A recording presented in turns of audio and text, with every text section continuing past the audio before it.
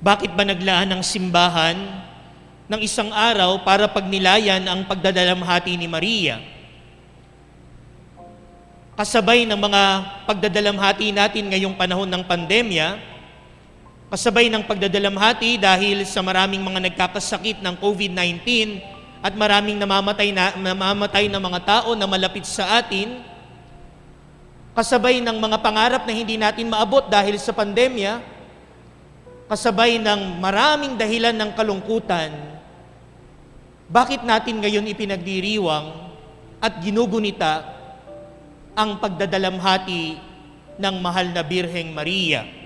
Mayroon pong 7 mga bagay ang ipinagdalamhati ng ating mahal na Birheng Maria.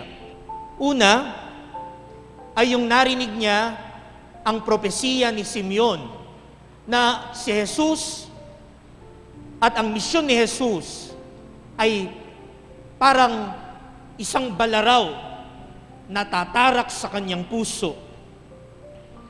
Nung si Maria at ang banal na mag-anak ay tumakas sa Ehipto dahil papatayin ang mga sanggol, iniwan ni Maria ang bayang sinilangan para tumakas at itakas ang ating Panginoong Jesus. Pangatlo, nung si Jesus ay nawala sa templo, nung si Jesus ay nagpaiwan sa templo at 3 araw nawala si Jesus sa piling nila.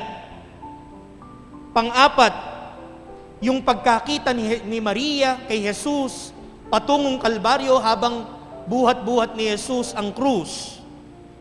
Pang-5, yung pagkamatay ni Jesus sa krus. Pang-6, yung pagbababa sa bangkay ni Jesus mula sa krus. At ang ika-7 pinagdalamhati ni Maria ay ang paglilibing sa Panginoon natin. At kung ikukumpara natin yung pagdadalamhati natin sa pagdadalamhati ni Maria, maaaring kapareho natin si Maria o maaaring higit yung naranasan ni Maria ang pagdadalamhati kaysa sa pagdadalamhati natin. Pero ang tanong, bakit natin ipinagdiriwang ang mga pagdadalamhati ni Maria? Una, sapagkat ang pagdadalamhati ni Maria ay may pagtitiwala. Nagdalamhati si Maria, pero naroon yung pagtitiwala niya sa Diyos. Yung pagtitiwala niya na yung kanyang anak ay anak ng Diyos at mayroong misyon ng pagliligtas. Yung pagtitiwala ni Maria sa Diyos, kahit sa mga bagay na walang kasiguraduhan, nagdadalamhati si Maria, pero mayroong pagtitiwala sa Diyos. And when Mary trusts God, she chose to leave her comfort zones. Pangalawa, bakit natin ipinagdiriwang ang pagdadalamhati ni Maria? Sapagkat ang pagdadalamhati niya ay meron palaging kalakip na pagmamahal. Mary cried a lot because of the death of her son Jesus. Umiyak siya dahil sa kamatayan ng kanyang mahal, ang ating Panginoong Jesus. Umiyak siya sa kawalan ng hustisya. Umiyak siya dahil alam niyang wala namang kasalanan ng ating Panginoong Jesus at hindi nararapat na parusahan si Jesus ng kamatayan. Yung pag-iyak ni Maria, yung pagdadalamhati ni Maria ay bunsod ng kanyang pagmamahal sa kanyang anak. Pagmamahal sa kabanalan, pagmamahal sa kabutihan.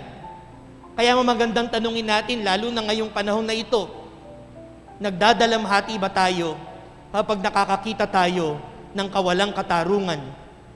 Nagdadalamhati ba tayo kapag nakikita nating hindi na umuunlad ang bansa natin? Nagdadalamhati ba tayo kapag nakikita nating napapariwara ang buhay natin?